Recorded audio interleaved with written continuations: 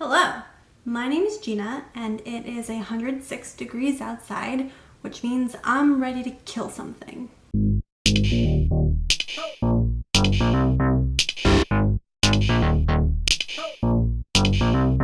Today, we are breaking down, murdering, killing, depotting the Pat McGrath Mothership Subliminal palette. This is a veritable dump truck of a palette, like armored car kind of deal. Like, this plate is metal back here. I've never depotted anything like this before, and I have a feeling other people will want to. So I'm very excited and curious to see what happens when we start destroying this. Just a quick disclaimer before we get going. I didn't like this palette, but I like lots and lots of other palettes, and I have depotted every single one of them. I depot because that is what is best for me and my space and my workflow. It is not at all indicative of my respect for a brand, my respect for a product, or anything of that measure.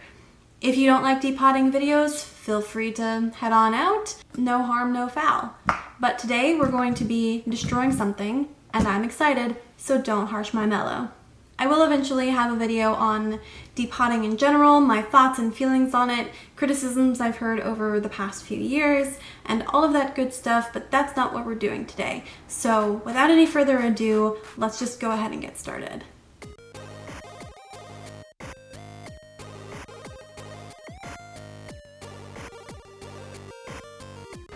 Starting with a completely intact palette, because what I'm hoping to do is, I will be depotting this as well, but what I'm hoping to do is to dig out some product to essentially to see what is underneath and what the pan looks like, and to see if we can get into the palette in a particular way. So to do that, I'm actually going to take a shadow that I'm very confident that I want to keep, which is this yellow shade here.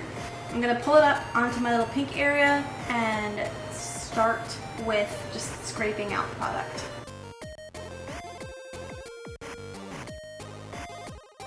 It's got, oh, fuck. Shit, that's not good. Alright, so I don't know if you can see, but these pans have some sort of grid on them, and it's plastic, which suggests to me that this is going to be difficult, if not impossible, to get the pan out. Oh, but it looks like this is lifting, which is good. I don't know why that's there. But what is this? Oh, it's silicone, okay. Alright, so bad news here, chaps. There are no pans. Now that we were in focus, I can show you a little better. This, when I scraped out the product, there was this little plastic grate, and then this plastic grate lifts out, and there's another very thin layer of product, and then there's this. So essentially, there are no pans. If you want to work with this, you either have to dig all of this product out and repress it, or you have to work with this giant, like really heavy palette that doesn't open all the way. That's very exciting. So let me, I'm actually very curious to see like if that's true of the rest of them, because some of, like, I don't know if you can tell, but it looks like some of the rest of them do have pans. Maybe just these don't. Let me move this product somewhere else and I will be right back. We're a little bit better focused. We've got it. I turned the palette around because this side was like blocking light. My product is now safely elsewhere, and I'm gonna dig into one of these guys because these do look like they have pans. So let me dig into one that I don't give a shit about, which is this terrible matte. It's dry as fuck. Like, look at it. Alright, so these do have pans. That, quite frankly, is a relief. I'm gonna see about... You should not, and typically would not do this oriented this way. I'm just trying to see if I can show you. So now I've got a little bird's beak knife. I use this in my Juvia's Place depotting as well. And I find this very useful for, obviously, when you're working with cardboard, you cut open the package, but also when you are working with plastic pans, just wedging it in there. So this is mostly a preliminary. I'm doing this for you so that you can see what's underneath here. When you go to depot, you wouldn't necessarily empty this out first. So I've got this and I'm just gonna pull it up. All right.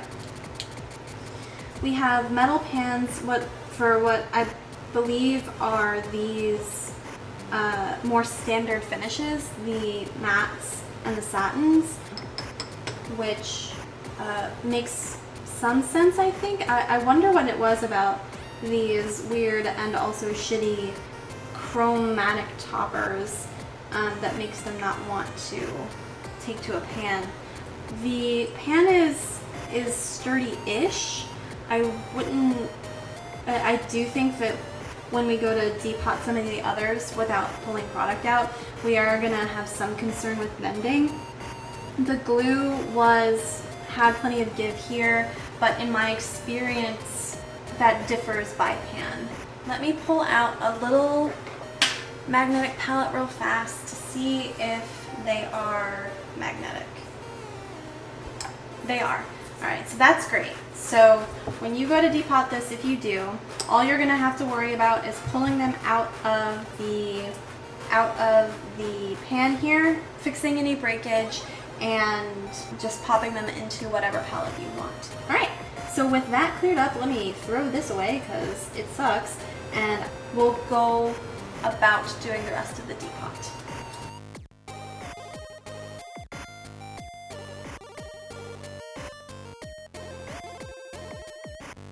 Alright, we are back.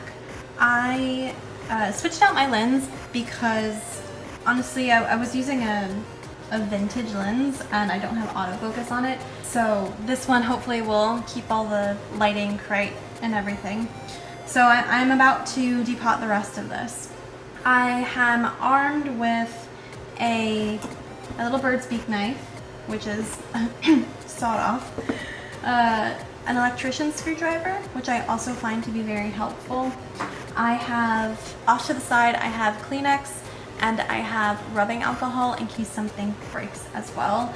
And I think that should be the only thing that we need. And but of course, if you don't already have one, having a magnetic palette is important if you're going to depot. Generally speaking, when I would approach depotting this, I would start with these. They're going to be, because they're the metallics, they're going to be the softest, the most malleable, they're going to be the least likely to break, and also the easiest to fix if they do. And so I generally start with these first because when you first start depotting a palette, and this is true of any palette, you want to get a sense for the gap between like the pan and the packaging, the strength of the glue, etc. And you want to do that with the one that you can make the most mistakes on, and that's going to be the ones that are least likely to break. However, what we discovered when we dug out this pan is that these chroma crystal deals don't have pans. They have a like silicone bottom, and they sit directly in the palette. So if you're looking to depot a Pat McGrath palette, you cannot depot these unless you're willing and ready to repress them into different pans. So that leaves us these satin shades.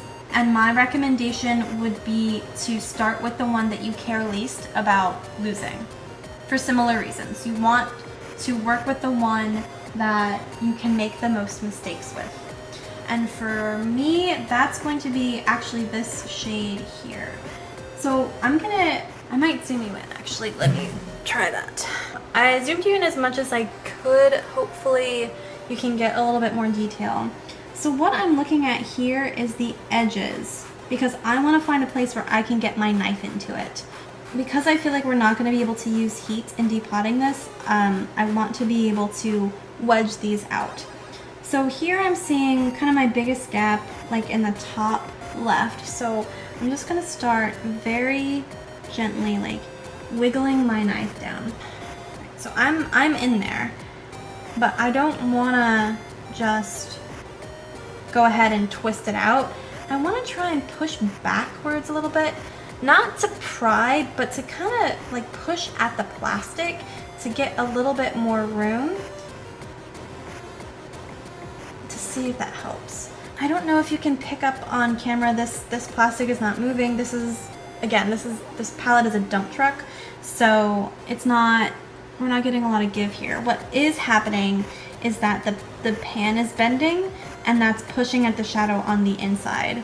This is the sort of thing that will cause your shadow to break, so just be careful about it.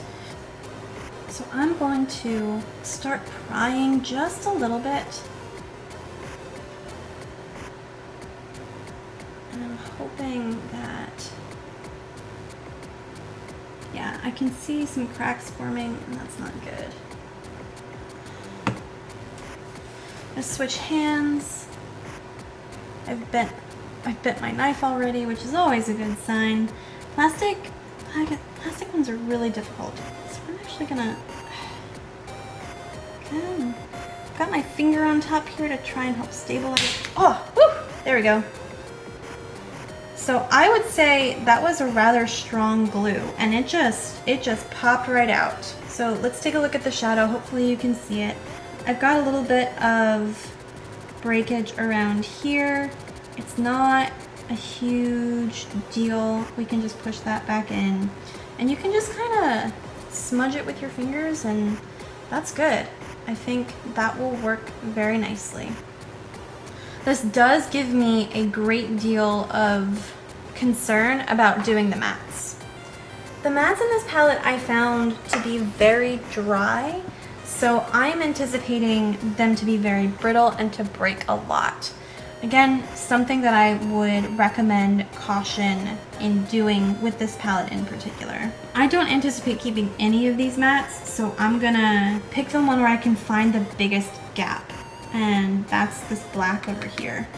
I'm gonna stick with the bird's beak because it's got a thinner thing, but so mine broke off when I was depotting the Urban Decay Electric palette. Typically these come to a point. However, I do actually really like that it's flat now because I can get into the palettes. So my biggest gap here is on the side, and I'm trying to be a little bit more gentle. I'm not the most patient person in the world. And then again, kind of bending it back a bit so hopefully the plastic will warp some. And then just kind of very gently twisting my wrist. I can feel it coming up, but I can also see the shadow breaking. Oh, yep, all right. So we have some breakage here. It's to be expected. To be honest, I would have been shocked if I'd gotten this out without breaking it. The glue is really strong, and it's all sent in the center. Sometimes with plastic palettes, the glue will be a little bit softer, a little bit looser, and like on one side or the other of the pan, but that just wasn't the case here. So if you're doing this, go ahead and like dump all of your flakes out on the thing, and I will give a quick demo on how to repair an eyeshadow. So I've got all of my stuff here. I'm gonna grab a card, something to grind up the powder with. Hopefully you're still in frame. You know, get any hairs out of it. Get any product contamination out. So once that's done, you're just gonna chop it up. Get into as fine of a powder as you can. I find this takes a few passes to get right. But what's nice about drier mats is that they will just crumble. All right, so once that's done, grab a bit of scrap paper and scoop up your stuff into here. If you care more than I do, just grab more and pour it in the general location of the empty spot. Naturally, we did this with a black, so you're not going to get as much detail. Again, this is one of those things that you do, like, if you're trying to, like, repair it, very faithfully. Kind of scoop things over. Oops, sorry, I hit the camera. Scoop things over to the general spot where it is. Then grab some rubbing alcohol and drop it in here. And you're aiming for the loose powder to be saturated, but not like runny. You don't want it to be runny. And it's perfectly fine if it gets in the rest of the shadow as well. Then grab a quarter, another pan, like if you successfully depotted one of these, and a Kleenex. Wrap the shadow in the Kleenex with the pan on the bottom. Make a little Hershey kiss out of it, and then match up the edges of the pans and just give it a good press. I typically hold it, I don't press it very hard. I would say I've got about the weight of my hand on it, with just a little bit of flex from my wrist and my fingers. And then I typically hold it for about 30 seconds. Then you just need to wait for it to dry, and it should be good as new. Well, not quite good as new, but at least intact. Wait, especially with mattes, wait for it to dry all the way before you touch it. If you're especially concerned about it, give it a couple of days. This is because the oils in your hands will get absorbed into the powder, and when it mixes with the alcohol like won't let your oils just kind of, it changes the chemistry of the eyeshadow, and so it can lead to dry or hard pan a lot faster. It can lead to less pigmentation, so leave it alone, don't touch it until you're sure it's completely dry. You may experience some cracking in the formula or on top. In my experience, it's perfectly normal and generally it's just kind of on the surface and you can rub it down. However, sometimes, especially with matte shadows, especially with dry matte shadows, the cracks can go all the way into the, like all the way through the pan, and in that case, you might have to repress it and try again. So yeah, that will be it for this demonstration. We did one of each formula. We did one of the chroma crystals, we did a satin, and we did a matte. I wish you the best of luck in depotting this. I do not plan to spend the time and effort to wedge the rest of these out of the pan because the pan sizes are too big. So the ones that I plan to keep, I will be scooping out the product and repressing them into new pans. So that is what I will be doing right after I finish this video. If you want to check that out, just stay tuned and subscribe to the channel. I hope that you have a great day wherever you are, and remember to think deeply and critically engage with the world around you. I will see you out there on the internet.